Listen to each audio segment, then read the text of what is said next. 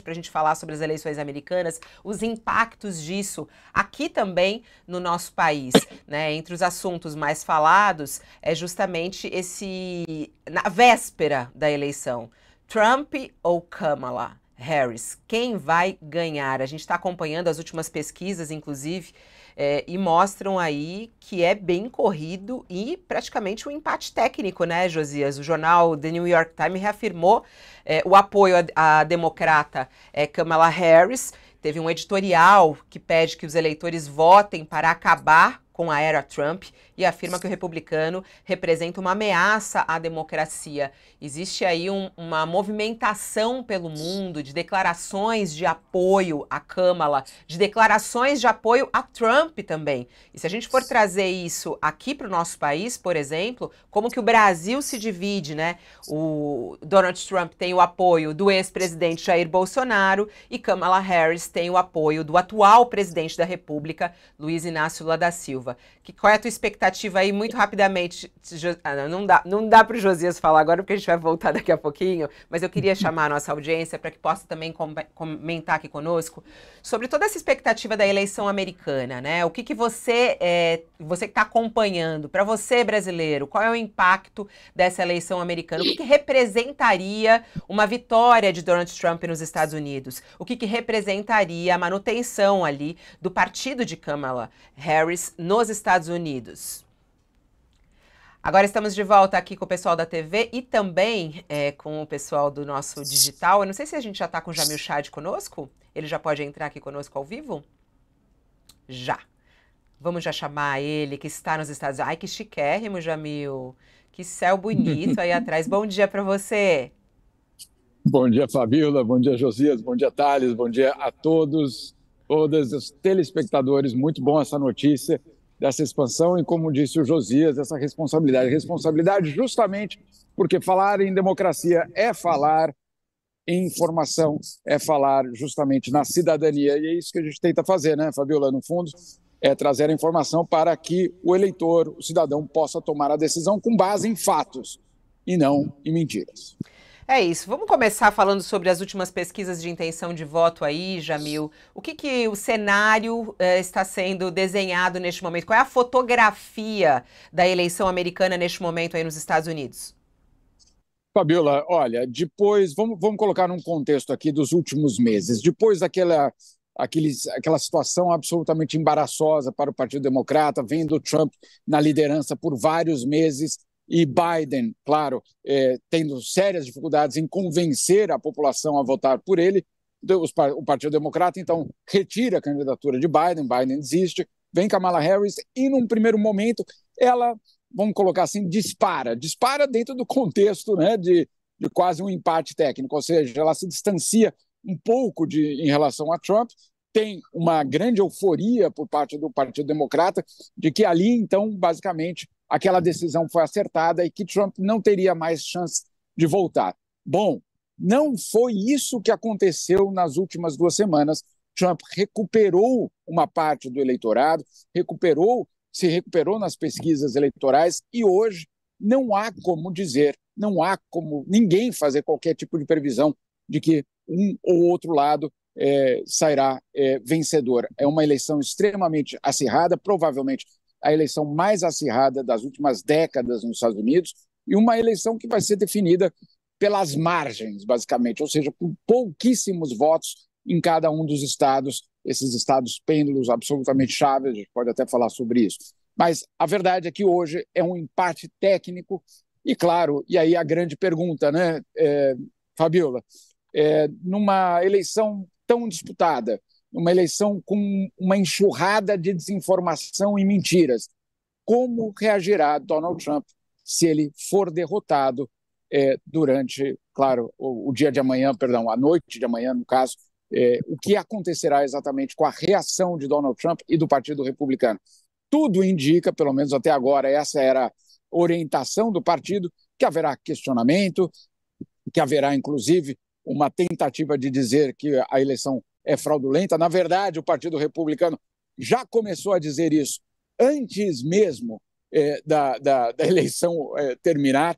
Então, obviamente, muita atenção. Washington, na manhã, vai estar absolutamente abarrotada por agentes de segurança, policiais, e uma grande preocupação em relação à violência também, eventual, que pode acontecer depois do anúncio do resultado.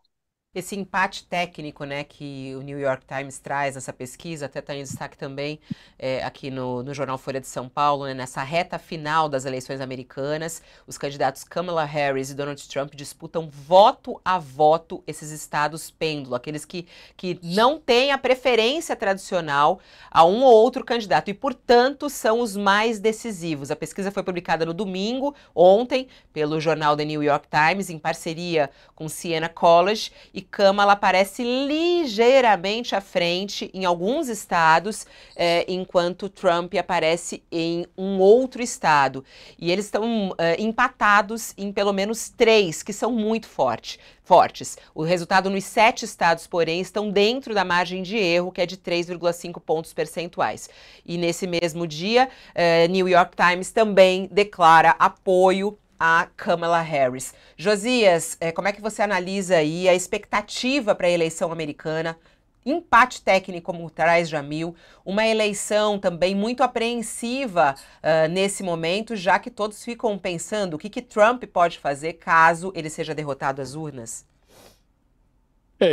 O pior de tudo é que ele sinaliza já a intenção de questionar o resultado se o resultado lhe for adverso, né?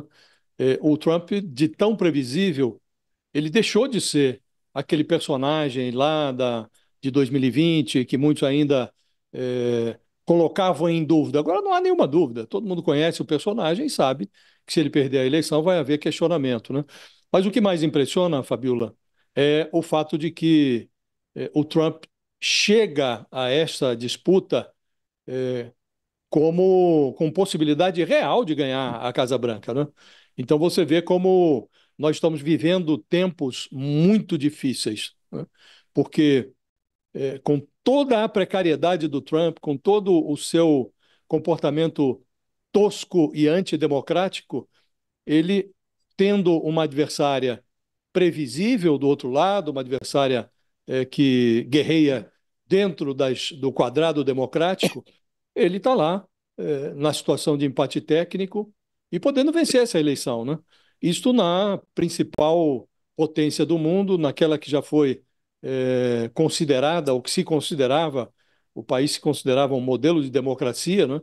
E estamos vivendo isso nos Estados Unidos e em outras praças, inclusive no Brasil. Isso, evidentemente, mostra uma situação que é análoga à que nós vivemos no Brasil e que pode se materializar também aqui, Fabiola, com opções temerárias lá em 2026, se nós não nos cuidarmos.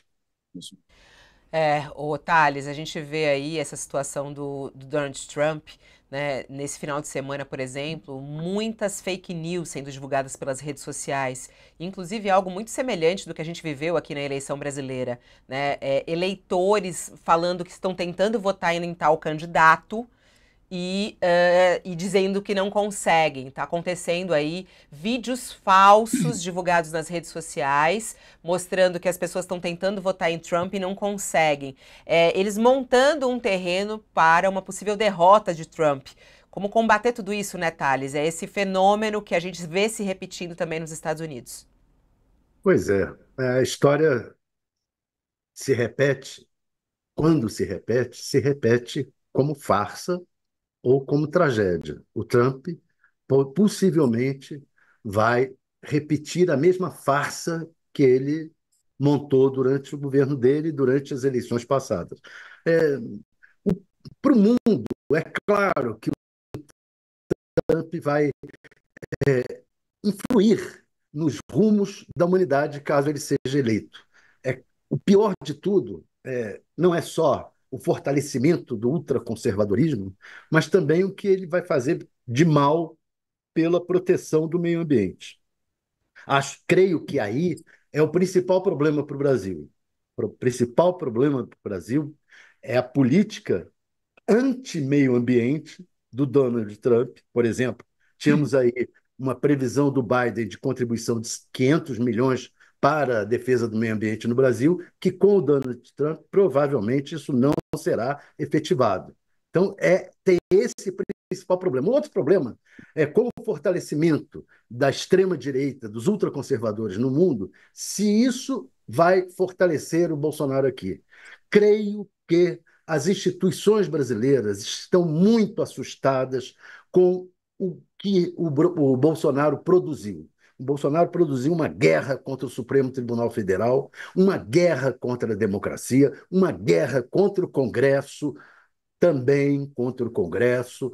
Então, essa guerra que ele produziu contra as instituições, creio que vai fazer com que as instituições se protejam no caso de uma eleição do Trump, não voltando atrás nas punições ao Bolsonaro. Não creio que o Bolsonaro será beneficiado em termos de adiamento, anistia, revisão das penas que ele provavelmente às quais ele provavelmente será imposto. Não creio nisso. Creio que as instituições estão com pavor do retorno do Bolsonaro. E o Trump traz esse fantasma. E esse fantasma vai fazer as instituições democráticas reagirem. A gente daqui a pouquinho fala, inclusive, desse apoio de Bolsonaro a Trump aqui no Brasil e até de Lula à Câmara, mas quero voltar lá, aproveitar o Jamil Chad, que também não tem muito tempo, aproveitar para ele trazer mais notícias para a gente do que está acontecendo. Olhando por esse ponto das fake news, Jamil, isso é uma preocupação aí nos Estados Unidos? Como é que a imprensa tem tratado isso? Como os candidatos estão tratando isso? Isso pode interferir no resultado das eleições? Olha, Fabíola, pode. Vamos colocar em comparação a 2020. Em 2020, Donald Trump não tinha um certo Elon Musk com X ao seu lado. Desta vez, existe esse canal de difusão de desinformação, porque é isso que e nós temos visto aí que, de fato, nos últimos dias, há uma intensificação brutal, no fundo, disso que você acabou de colocar, de informações que supostamente eu não consegui votar, supostamente isso aconteceu, etc. Para você ter ideia, Elon Musk criou até mesmo um canal de denúncias de fraudes na eleição americana na sua própria plataforma, ou seja, qualquer um, vamos colocar entre aspas, pode chegar e denunciar. Não há como saber se essas denúncias são reais ou não, né? Não há como saber se isso não é exatamente uma construção de uma narrativa que chega, obviamente, em um certo momento, chega amanhã e, eventualmente, com uma derrota de Donald Trump, e aí eles vão vir com uma força muito grande. Olha só, tem alguns pontos que eu queria destacar aqui, Fabíola. Há poucos dias, o site Político, um site de notícias aqui, obviamente, agora quase inteiramente dedicado à eleição americana, fez uma entrevista com uma analista que, em 2020, final de 2020, alertou, olha só, existe a possibilidade de que grupos pró-Trump possam ir até Washington, eles estão armados e esse grupo pode causar algum distúrbio, inclusive nas sedes dos poderes americanos, que aconteceu no dia 6 de janeiro de 2021, ou seja, poucos dias depois, a invasão do Capitólio. E essa mesma analista alerta que agora, nas redes sociais, nos grupos de WhatsApp, de Telegram, etc., a violência justamente dessas convocações estão sendo muito maiores do que em 2021 e que ela teme uma violência ainda maior do que aquela do 6 de janeiro no Capitólio. Imediatamente ao dia da eleição? Não necessariamente. Existem vários pontos aí entre a eleição e a posse da próxima presidente em que distúrbios podem acontecer. Então, qual é o cenário que vem preocupando? Em primeiro lugar, o fato de que Trump já vem dizendo eu vou ganhar, se eu não ganhar é porque houve algum tipo de corrupção. Ele usou essa palavra outro dia. Também disse, não ele, o Steve Bannon, quando saiu da prisão há poucos dias, disse o seguinte, a eleição de 2020 foi roubada, Donald Trump venceu e dessa vez ele não pode deixar que isso aconteça. Olha só a fala do estrategista, basicamente, do movimento ultraconservador americano. Depois disso, nós tivemos essa enxurrada de desinformação indicando para supostas fraudes e, pasme, olha só, Fabiola, aqui nos Estados Unidos, até o começo do fim de semana, para você ter ideia, já existiam 100 processos na Justiça dos Estados contra supostas fraudes que, obviamente, ninguém, pelo menos nesse momento, tem qualquer tipo de comprovação. Mas existem 100 denúncias nos órgãos judiciários acusando para fraudes, justamente para criar a narrativa de que, olha, já alertamos, sim, isso aqui aconteceu, etc. E para completar esse cenário que é dramático, o que também tem sido verificado nas redes sociais, nos grupos WhatsApp e Telegram, é uma convocação para que republicanos, ou seja, a base mais radical de Trump, ajude a monitorar a eleição. E aí, qual é a mensagem? Olha só, em 2020, nós, os republicanos, nós perdemos porque nós não lutamos para defender o nosso voto. E que dessa vez vocês, republicanos, a base mais radical de Trump, precisa estar na rua para defender o voto de Trump. Olha só o cenário que se prepara nesse país aqui, numa eleição que, como você colocou, é fundamental para o mundo inteiro. Então, a grande preocupação que existe hoje nos Estados Unidos é, claro, sobre o dia da eleição, como vai acontecer, etc., mas é o que vai acontecer nos momentos seguintes da eleição. Qual é um dos cenários desenhados pelos democratas? De que Trump vá às redes sociais ou mesmo convoque uma coletiva de imprensa no meio da madrugada, entre terça e quarta-feira, para dizer, eu venci. Isso antes mesmo do anúncio do resultado, ou etc. E aí, claro, se criaria toda uma polêmica. Ô, Jamil,